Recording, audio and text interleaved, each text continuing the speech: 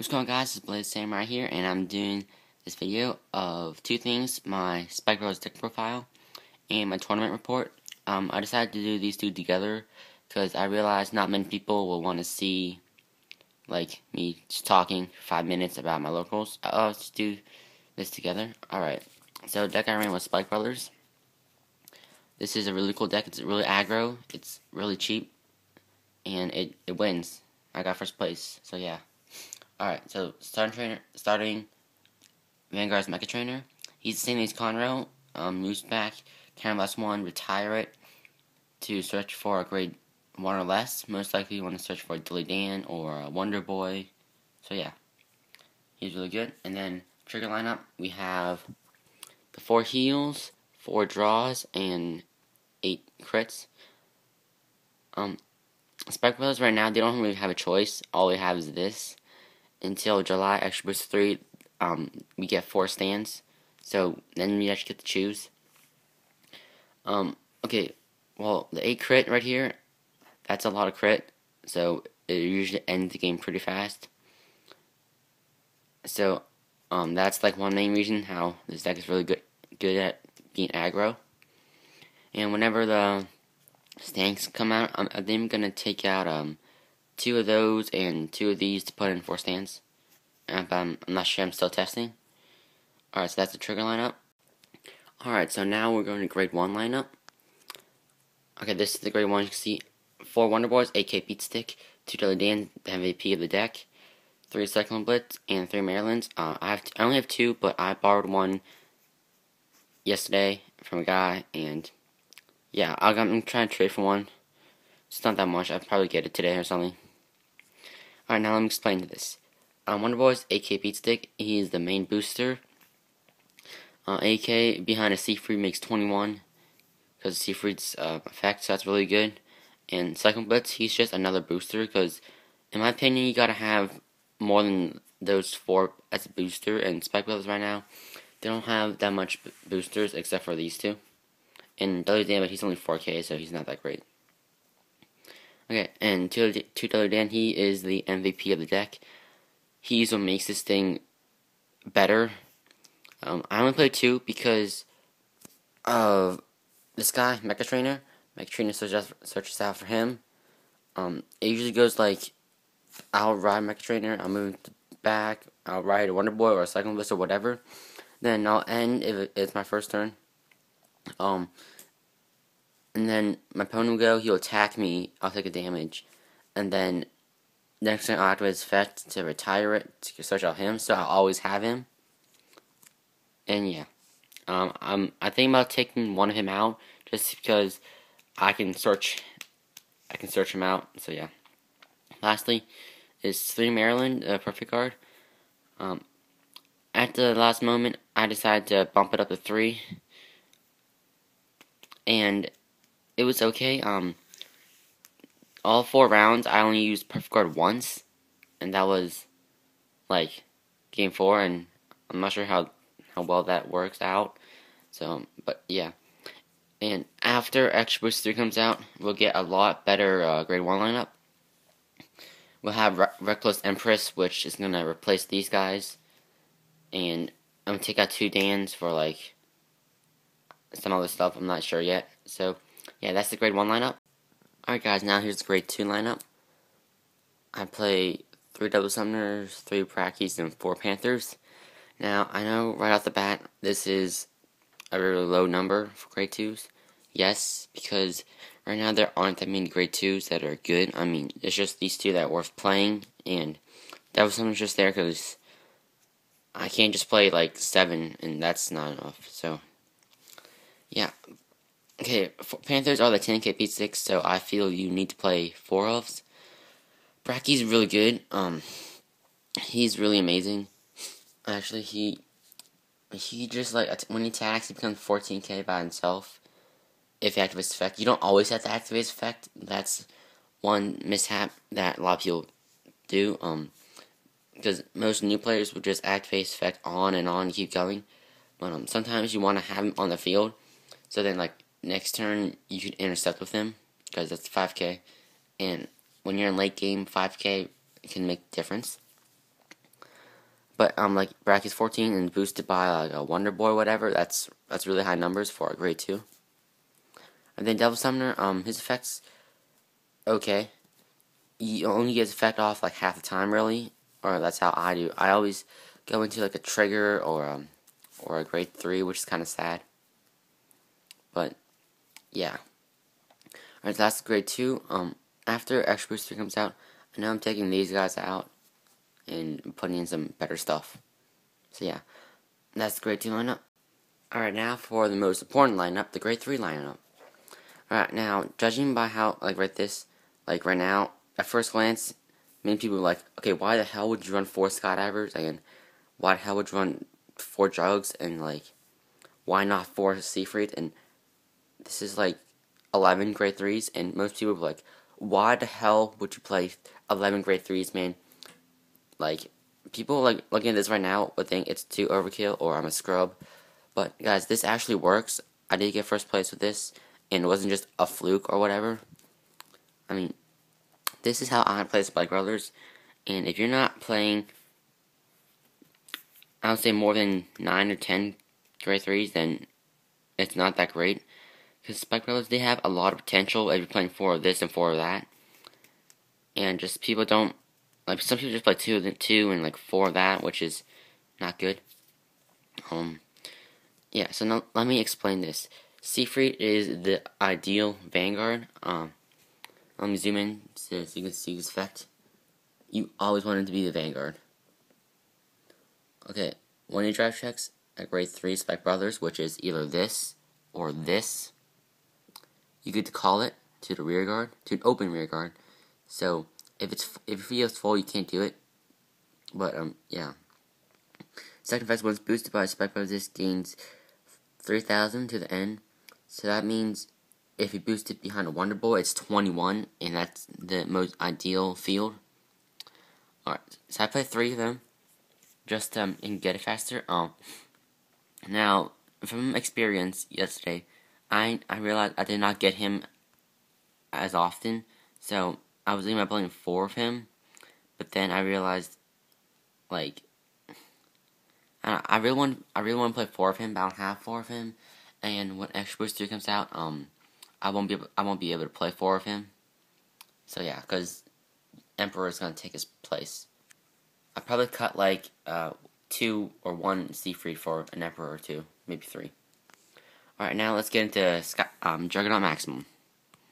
All right, he's pretty beefy. E-reading's effect. The first effect is just irrelevant, but second effect is what's amazing. So the last one, it becomes 16 and returns to the deck.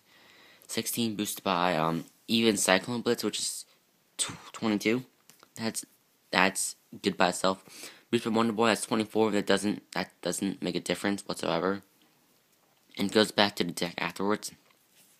So you're putting more grade 3s in your deck for his effect, and also you can attack with him first. So like he goes back to deck, and then let's see if you go attack seifreid drive check. Oh well, you have an open field because of him. So yeah, that's really amazing. Definitely play 4-ups. Because in the late game, it's really good to push like with a lot of power. So that's exactly what Juggernaut Maximum does. Next, we have Skydiver. He is the guy that no one plays. He's just like the underdog that everybody trashes on, but he is amazing, guys. I'm not sure. Maybe people get this, but if you read his effect, okay, obviously the first effect is irrelevant. Yeah, but you want him in the rear guard circle, because that's when the effect activates. You know, if it hits, he goes to the soul, and then you get to call Spike Brothers from your hand. Now, most people, like at first glance, it'd be like, oh, well, that's only if it hits. And when your opponent reads this card, it's gonna be like, oh, I'm just gonna guard it. Okay, so most people think, well, since people are gonna guard his attack, and his attack will never go through, his effect will never activate, so it's just there. And plus, if I play 4, it's gonna clog. That's what most people think, but no, that's wrong. In a way, in a sense, that's right, but when you're attacking him, he's 11, boosted by a cyclone blitz or a Wonder Boy, that will be 17, 18. Wait, 17 to 19, yeah. And so, against an average 10k Vanguard, he'll have to guard for 10k, or like intercept or whatever. So, if you keep attacking with him over and over again, your opponent will keep having to wasting 10k shields. So that's Skydiver's main job, is to bait out your opponent's hand. Because sometimes, well, most of the time actually, your opponent will just let your rear guards go through until it's like you're at 5 damage. Well, with Skydiver, it really like takes away from the opponent's hand, and plus, next turn your opponent want to attack into this, and you're like, okay, that's fine because I have 3 more to call again. So that's Skydiver's main job. Guys, sorry, this is like 5 minutes of grade 3s, but grade 3 is really important, and I really want people to understand that this card is not bad. And whenever Extra Boost 3 comes out, I'm gonna cut maybe 2 of him, maybe 1 or 2 of him, and maybe 1 or 2 of him. I'm not sure yet. Alright, guys, so that's grade 3 lineup.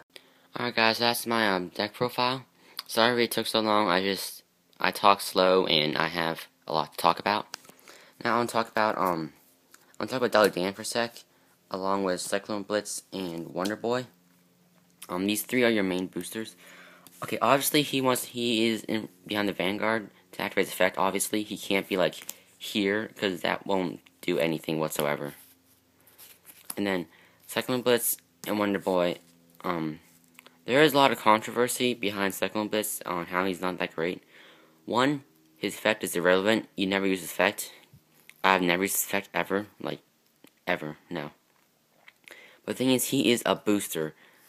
Spec players don't have many boosters out there. So that's why you gotta play both him and him. Like, this is 8k, right? So, like, behind Skydiver or Juggernaut, which is, they're both 11, that's 19. But Cyclone Blitz here, that is 17. There's no difference in that whatsoever. Now, with Cyclone Blitz right here, where Juggernaut becomes 16, that is 22. Let's say, if Wonder Boy's here, that's 24. There's no difference whatsoever. But if you're playing like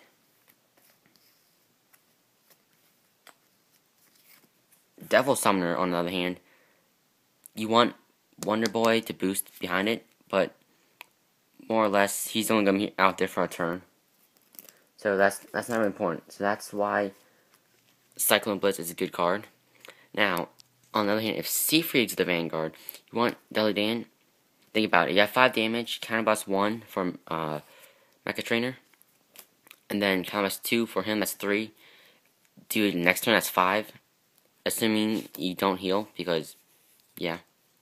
So after you have exhausted his effect twice, you go, oh yeah, retire. Now, see if that's 21.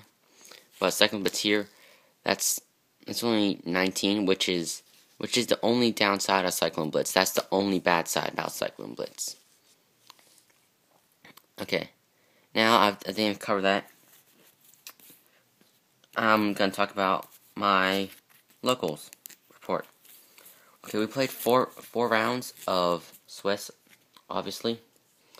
We only played single game round, so it was like half an hour round for one game. Round 1, I faced Angel Feathers. I beat them. Like, it was a decent duel. Round 2, I faced Royal Paladins, actually. And he just had bad luck. He never rode, like, Alfred or Soul Savior. So, yeah. Round 3, I faced Gold Paladins. It was actually like a trial deck Gold Paladins. He didn't have, like, Izels or whatever.